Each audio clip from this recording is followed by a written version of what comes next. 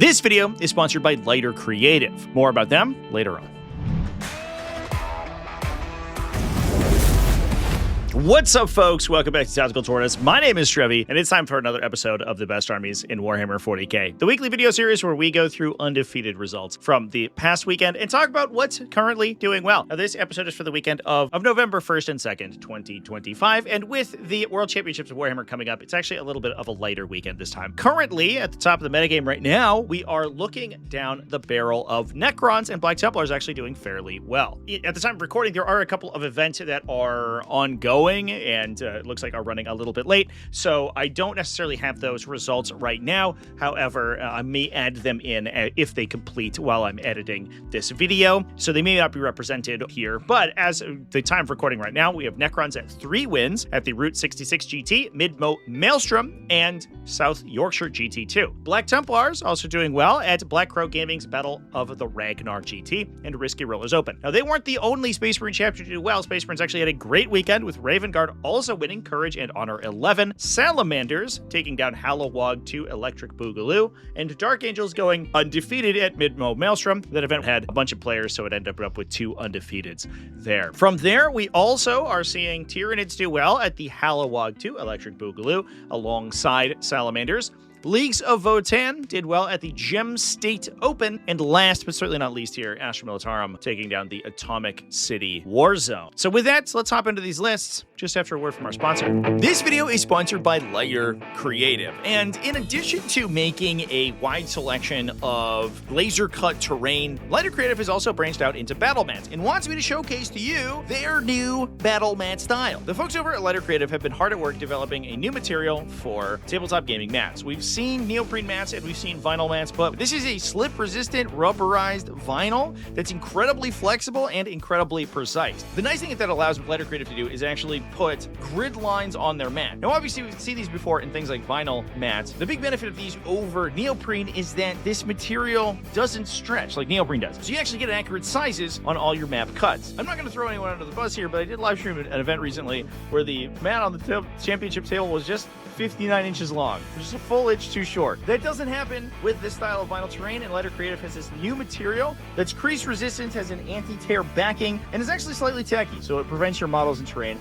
from moving around. Now, we've talked about them in the past, but the grid lines and pre-placed objective markers on these mats are a life changer. They make it extremely easy to set up your boards, as well as to determine where things like deployment zones, table quarters, different areas of the battlefield for zone control are. We play a lot of Tabletop Simulator here on the channel, and these basically are like playing Tabletop Simulator, but in real life. So check out their mats as well as their selection of laser cut terrain features in the links in the video description. And huge thanks to Lighter Creative for sponsoring this video. And now, back to the content. Now, we're going to start with Necrons, who had an insane showing at the Mid-Mo Maelstrom with a Star Shatter Arsenal list, but very different than what you'd expect. Necrons actually had a pretty solid showing this week, but all of the lists were running Star Shatter Arsenal. However, only this one, which went undefeated alongside Dark Angels, it did actually win the event. Dark Angels went 5-0, but did not actually take it down, is insane. Much different than we would normally see. This is because it focuses almost entirely on Catan shards. We have 2 Transcendent Catan as well as 2 of the character Catan, a shard of the Nightbringer as well as a shard of the Void Dragon, putting almost 1,200 points of the army into Catan alone. Now, while these things don't have an explicit synergy with the detachment, most of the effects of the detachment focus entirely on vehicles and mounted units, and these guys being monsters don't really get the benefits at all. There are a couple stratagems you could use on them. For example, you can use Merciless Reclamation to give +1 to wound to help them deal with exceptionally high toughness enemies. Reactive Reposition allows you to react to move them in response to being targeted. Given the fact that they are very difficult to kill, many armies are not going to be reliably one-shotting them, which allows them to either hide behind cover or actually subvert their normally extremely slow on-the-board movement by moving forward in response to shooting, kind of like a blood surge effect. In addition, you can also use Endless Servitude to reanimate them at the end of your fight phase, so they get multiple reanimations per turn, allowing them to keep topped up for the entire game.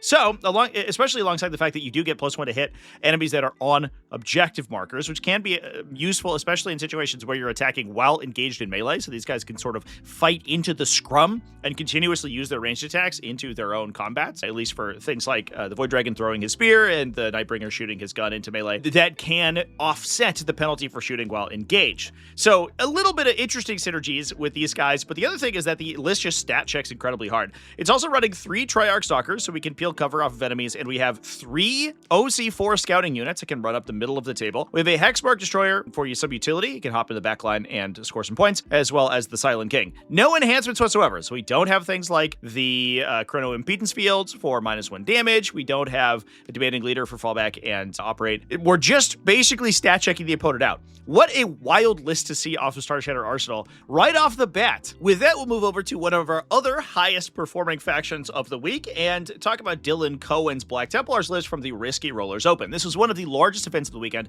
and went a full 6 rounds, with Dylan winning the tournament. Dylan was playing a Gladius Task Force, and we've talked about this variety of Black Templars on the channel before. If you have paid attention, this is not going to be super surprising to you. This includes Chaplain Grimaldus, a pair of Castellans, and a pair of Marshals, alongside a Combi Weapon Lieutenant for utility. Score some points with that guy, and the Emperor's Champion. We have a 5-model Assault Intercessor squad, which generally attaches the Emperor's Champion. Big thing there is that he has his once per game Devastating Wounds ability, and you can gain wound rerolls from the Assault Intercessors, which allows you to combo those two together, get some big 3 damage devastating hits with that guy. Chaplain Grimaldus attaches to a unit of 10 Assault Intercessors, because they're going to be ground pounding up the table, and he can make the unit faster. So once you're in Assault Doctrine and they can advance and charge, he gives you +1 to advance and charge rolls, so they actually get pretty fast up the table. We then also have 2 units of Jump Back Assault Intercessors for some scoring, a Blade Guard Veteran squad, an Infiltrator squad to protect the back line, 2 units of 4 Sword Brethren. Those are going to attach to the Castellan and Marshal combinations in order to get their stacked benefits, so 5-up critical hits as well as hit re-rolls. And then with the Sword Brethren, all their melee weapons being lethal hits, because they're taking Mastercrafted power weapons this time. Those guys are going to be getting those lethal hits very often. We then have 2 Repulsor Executioners for shooting and to deliver the Sword Brethren's, 1 Impulsor that can attach or embark the 5-model Assault Intercessor squad, plus a Ministorum Priest for some additional utility. This guy's actually been seeing more play. He's not the greatest thing ever, but for 40 points, especially in a faction like Space Marines, where the only other comparatively costed thing is maybe a Blade Guard Ancient, he's a very nice inclusion to be able to take. Now, we're going to continue talking about Space Marines for a little while here, because we had multiple Space Marine chapters do fairly well this week, and talk about Andrew Lewis's Raven Guard. This is from Courage and Honor 11. Very appropriate that Space Marines won a events called Courage and Honor. Now, Andrew was playing what looks at the top end like a pretty standard variety of Shadowmark Talon. Now, interestingly, he did not include a Hunter's Instinct captain, so he doesn't have the turn 1 rapid ingress that we would normally expect from this detachment, but he is playing some more interesting stuff happening in the later turns of the game. So, to start with, we have Athan Sean, Caven Shrike, and a Coronel Susurrant, Combi Weapon Lieutenant. We have an Intercessor squad to obsect the backline, a 10-model Jump Pack Assault Intercessor squad, that's for Caven Shrike to hop into. Obviously, he gives them the Phobos keyword, so we can advance and charge with those guys for a command point in the detachment, as well as shoot. Plus, he gives you a little bit more flexibility on your deployment, since he gives the unit lone operative. I have a video out about getting started with Raven Guard, where I talk about how powerful that effect is, that I released last week, so you can go check that video out if you're interested. We have 2 Centurion Devastator squads, 1 unit of 3, as well as a unit of 6, the kind of classic loadout with las cannons on those guys, alongside 3 Inceptor squads, a 6-model Inceptor squad. That's one with all Assault Bolter. So we can get these guys to hitting on 2s and AP2 with Stunning Fusillade. Because they're hitting on 2s, you can full reroll their hit rolls thanks to Oath of Moment, and so you actually net more hits because of their sustained hits too that the Bolter Inceptors have naturally than you would to start with. So you're averaging somewhere around, I think it's like 24 or so hits after all those sustained hits are calculated after your misses. You just reroll everything to try to get more sustains. We have 2 regular Plasma Inceptor squads. Those guys are just going to hop in and knock out some medium infantry. A trio of Scout squads, which is very interesting. Scout squads are also available to advance, shoot, and charge thanks to Feint and Thrust. So these guys are a little bit more mobile than you would expect out of a standard Space Marine list. In this particular case, they're packing shotguns as well as missile launchers and sniper rifles. The Scout squads are also targetable by Raptorial Vigilance Vigilance and Into Darkness, which have an enhanced effect on them. You can put 2 scout squads into reserve with Into Darkness, which allows you to target them even if they're close to enemy units, which gets around the normal downside, where scouts can't re-enter strategic reserve if they're too close to enemies. Raptorial Vigilance gives you a flat 6-inch reactive move because you are a scout squad. So with these guys sort of filling the midboard, we can make it difficult to engage with the army. Very similar to a style of play from something like a Stormlands Task Force, for example, where they get to play with their utility units quite a bit and then reactive move them back into reserves.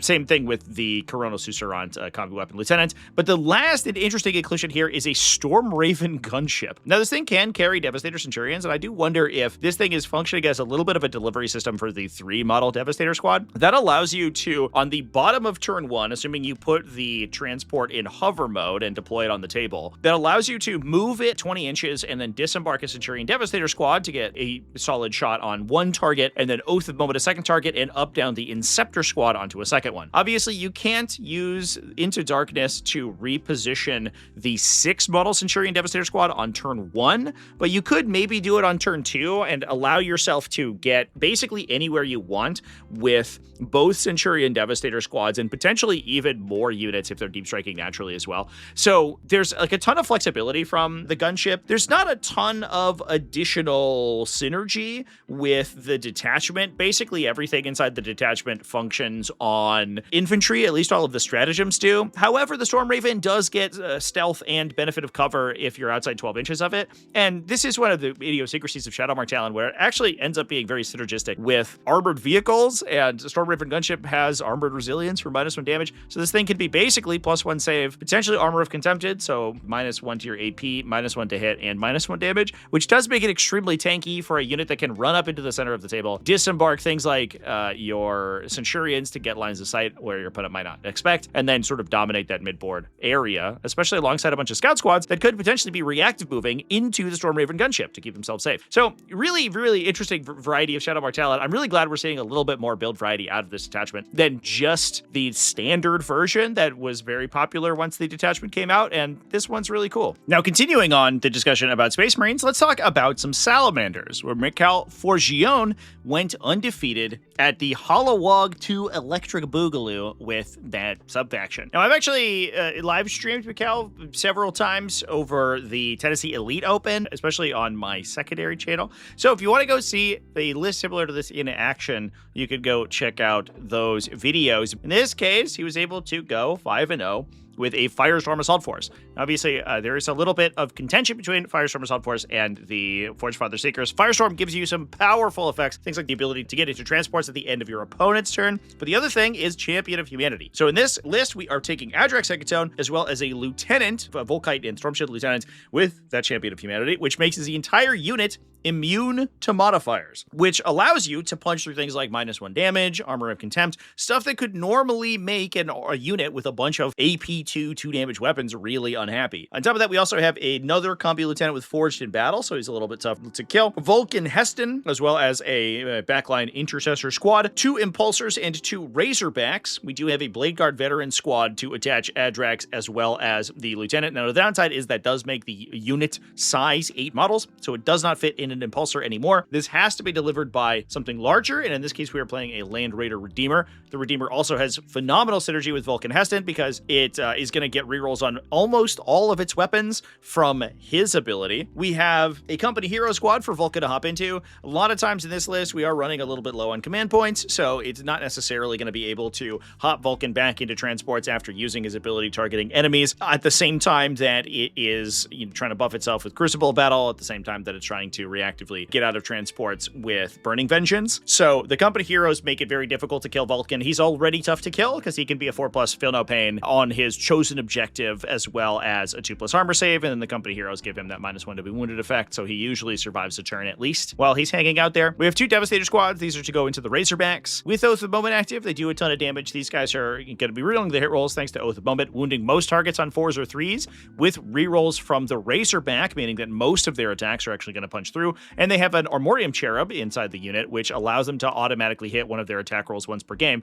So after all those rolling, you average somewhere around 7 hits with these guys, wounding probably 70% 75 to 80% of the time. So they're going to be handing your opponent probably 6 AP4 multi-melta saves, which is a ton of damage. It is an expensive combo between the Devastator Squad and the Razorback, and it is prone to failure if they don't roll out their hit rolls. But when it cooks, it cooks. These guys do insane damage. We have 2 Infernus squads to go into the 2 Impulsors. These guys, obviously, the entire army gets assault thanks to the detachment ability. That transport's able to advance, fire its own top-mounted guns. In this case, they are running Iron Hail Sky Talon arrays on the roof turret-mounted weapon. So the Impulsor itself fires 22 Strength 5 attacks within 12 inches, and then you're also firing 5d6 Strength 6 Flamer shots as well. So these Infernus squads actually cook super hard, no pun intended. They also get that OC2 bonus from Vulcan, so with the ability to advance the transport and disembark the Infernus squad, you can put 12 OC onto an objective from a very long distance. With the Redeemer, which I talked about earlier, a scout squad for utility, as well as 2 units of Vanguard veterans. These guys are essentially, in this case, they're not taking Storm Shields, they're taking Inferno pistols in this list. So while they are basically a side grade from standard jump back assault intercessors in this case, their strength is higher, but they don't do mortal wounds. However, they're trading their 4+ invulnerable save for a gun that benefits from Vulcan's rerolls. So the 2 Vanguard veteran squads, especially considering that they will also get assault on all their weapons, you can oath the moment to target, run 2 Vanguard veteran squads for a total of 10 Inferno pistols into Melta range if you're close enough, and then get full hit and wound rerolls on that target, probably wounding it on 4s. So these guys alone are actually able to knock down some medium vehicles without having to expose anything like the Infernus Marines, the Redeemer, or the Devastator squads, which is a nice bonus to have for an already useful utility unit. Very cool variety of Firestorm Swamp Force build. It's always cool to see my green boys, the Salamanders, doing well. Now, speaking of green boys, we can round out our discussion of Space Marines by talking about Kyle McCord's Dark Angels list from the Mid-Mo Maelstrom. Now, we talked about earlier Necrons actually winning that event. It did only go 5 rounds. Kyle took 2nd place based on tiebreakers, but did go undefeated. Now, in this case, Kyle was playing Asriel, as well as a Compy Lieutenant and Lionel Johnson. The army was focused pretty heavily on heavy infantry, being Wrath of the Rock, so it gets that -1 to be wounded if your strength characteristic is higher than its toughness. So we're taking an Intercessor squad for the backline, pair of Centurion Devastator squads with las cannons. These guys get most of the benefits of the detachment, so they get that -1 to be wounded effect. They're very tanky in a gunfight with the other heavy targets because of that -1 to wound, and you can give them the ability to advance and shoot with Tactical Mastery. We also have 2 Deathwing Knight squads to dominate the center of the table. I'm going to be pushing those guys up, threatening a rapid ingress heroic intervention with fights first from Lionel Johnson, so it's very difficult to profitably engage with them as long as he is in reserve. An Incursor squad to buff the early game shooting, plus a Stern Guard veteran squad, that's for Asriel to hop into because he also has a devastating wound weapon. So once they get their hit and wound rerolls targeting their at the moment target, he actually pops off in a big way. We're buffing the ranged attacks a little bit from those Devastator Centurions with a Stormspeeder Hammer Strike to strip cover from enemies. And then we have 3 units of Vanguard veterans with Storm Shields as utility. These guys are getting more and more popular, as we just talked about with the previous lists, but the benefit here is that they can compound the -1 to be wounded effect from Wrath of the Rock with an already relatively tanky body because of their 4+ invulnerable save. So in the comparison between them and Jump Back Assault Intercessors, these guys might not do quite as much damage because they don't have charged mortals. However, they are dramatically more difficult to kill because of the combination of less wounds that are then impacting an invuln save. It actually makes it difficult to lose more than 1 or 2 models per activation out of this Vanguard veteran squad, which means in most cases, if you're trying to secure a particular objective, like perform an action somewhere or, take an objective, you can run 1 Vanguard veteran there, keep the rest strung back to cover, and then you'll only lose 1 or 2, and you'll oftentimes get to reuse the unit several times, which is very beneficial for this army that's already relatively low unit count.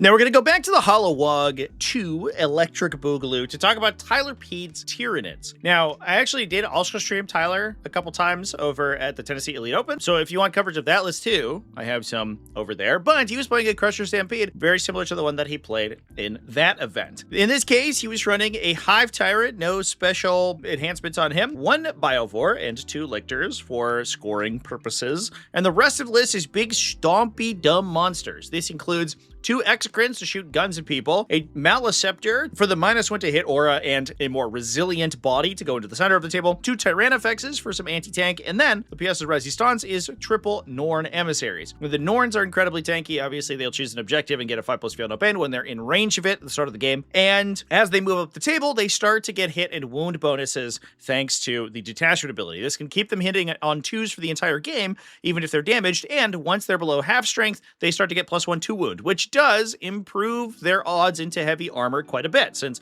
obviously the Tyranid downside is typically that their melee profiles are not that great. However, the Crusher Stampede detachment ability can overcome that, which makes this army an incredible stat check that's good at scoring and can also sustain its damage in a longer scrum for a fairly long time. If you combine that with Tyranid's incredible utility units like Lictors and the Biovore, this can score consistently while also dominating the center of the table in most matchups. Now we'll move over to the Gem State Open to talk about Leagues of Votann. This is a smaller event and was taken down by Thomas Moore running a Hearthband detachment. The detachment focused on Einhir Hearthguard, granting reroll once to wound and AP bonuses depending on whether you have a call or are Hearthguard or not. We've actually been seeing this detachment do quite well in the last couple of weeks. A lot of players have moved from Needguard Oathband to this one for its greater consistency. Now, this is taking an Arcanist Evaluator. This guy's a little utility so low he can hop out of a transport like a Sagittor alongside a 5-model unit if you're taking it. I think in this case he's just going to be hanging out alongside Hecaton Land Fortresses, but you can also deploy him a little bit more aggressively because he gains lone operative near other infantry units. Either way, whether he's being transported by a transport or if he's just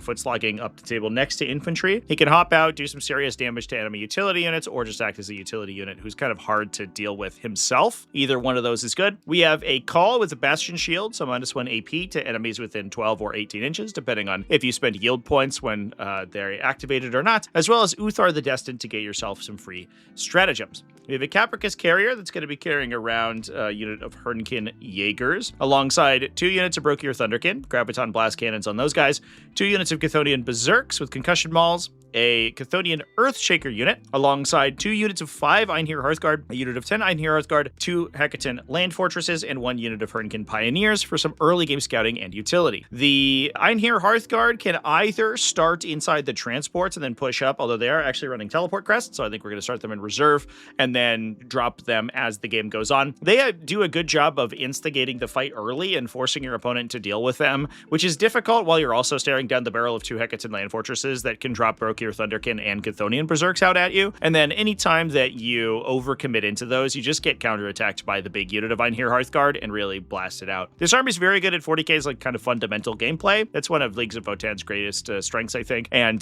this one plays a very standard gameplay incredibly well. Now we're going to move over to Atomic City Warzone and talk about Ken Bush, who was playing Astra Militarum. Ken was playing a combined arms list, which included a Cadian command squad, a Militarum Tempestus command squad, and a pair of Rogaldorn tank commanders, as well as Ursula Creed. No enhancements on any of those guys, just running the base datasheets. We had a Cadian Shock Trooper squad, alongside a Catachin Jungle Fighter unit, and a big Death Corps of Krieg Brick. I guess we are attaching the Cadian command squad to the regular Shock Trooper squad, alongside Ursula Creed, so that gives her access to the Master Box, so we get more instances of infantry orders. We have the big Death Corps of Krieg Brick to get reinforced, hopefully. Once they're destroyed, they can come back in full from Strategic Reserve. A pair of Chimeras. Those are likely going to be transporting a couple of Khazarkin around. We also have a Torox as well for the last one there. We could also put the Catachin Jungle Fighters in one of them, depending on, I guess, what the matchup requires, but that's 3 scouting transports that can push up the table. You can move the transports, hop out with the Khazarkin, and then order themselves with Warrior Elite to do some serious damage. We're good at instigating the fight in the early game to force your opponent to come in and actually deal with your forward operators, your Khazarkin, and your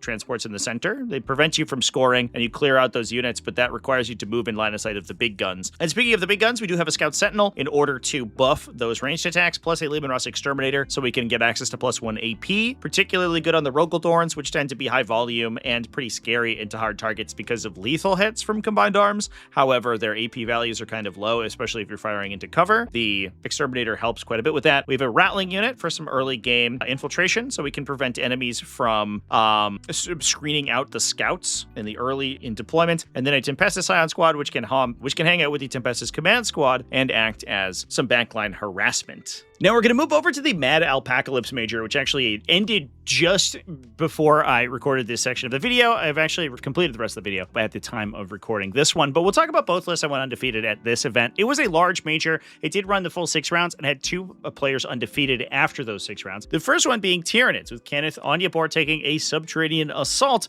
to an undefeated record. This list, it's very similar to the Crusher Stampede we just talked about, with obviously some differences in the delivery of these units. Now, the first first is a hyper-adapted Ravener squad. This includes the Vanguard Intellect Enhancement, which allows them to deep strike onto the battlefield during your first movement phase. So, you're able to come in potentially if you're going second at the bottom of the first round. You can use Raveners to reserve and then come out to create a tunnel marker. That then allows you to deliver the hyper-adapted Raveners through the tunnel marker right from the get-go, right from the early part of the game. We also then have a Trigon with Trigon Prime for the additional damage, and then a bunch of monsters. There is a Neurogaunt squad for the back line, a Biovore unit, as well as 2 Lictors for utility, and then 3 Norn Emissaries, 2 Tyrannifexes, and an Exocrine. So we have a lot of anti-tank shooting from the Tyrannifexes, some support from the Exocrine, and then the majority of the army is going to be these Norn Emissaries. Now, obviously, one downside of the Norn Emissaries could be that if they don't get to their objective, their chosen singular purpose objective, then they are significantly less powerful than otherwise with that powerful 5+ Feel No Pain. However, if you are able to Subterranean assault them onto those objectives, it makes the delivery much easier if your opponent's actively trying to stop you.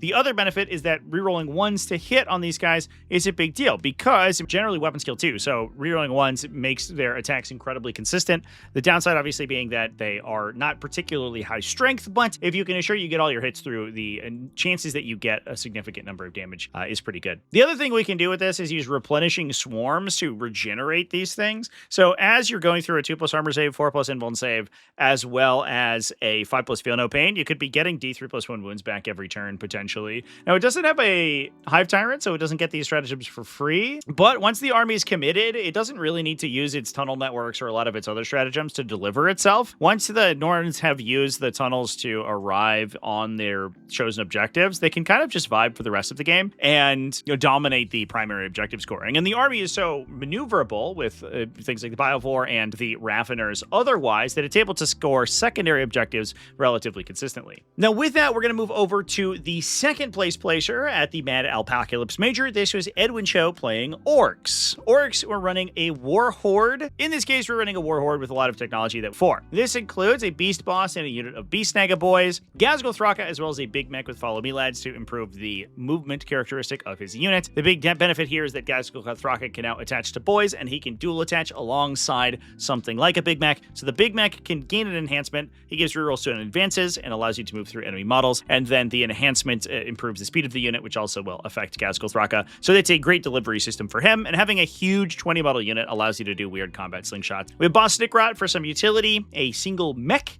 as well as a War Boss with Head Wappies Killchoppa, and Zodgrod Wartsnaga. Now, we do also have a unit of Breaka Boys where that War Boss is going to hang out to give them +1 to hit, a trio of trucks in order to deliver the boys, the smaller boys units. That includes, in addition, 2 units of Tank Bustas and a Flash Kit squad for a little bit of shooting. We have utility from a Storm Boys unit and a unit of Commandos, as well as a Gretchen unit, but then we also have a 20 model Gretchen unit with Zodgrod Wartsnaga. So these guys are going to be able to scout effectively right up the middle of the table. They're going to be able to sort of set a big line of engagement that forces your opponent to come into it and allows Ghazghkull Thraka a big Wog turn where he can fully get in and actually, dig his big power claw into something meaty. So there's a ton of board control in a list like this. It has the Commandos for infiltration, the Gretchen for scouts, and then it's able to kind of project its long threat range with its Wog turn for as long as possible by dominating the middle of the table with all of these little lighter utility units.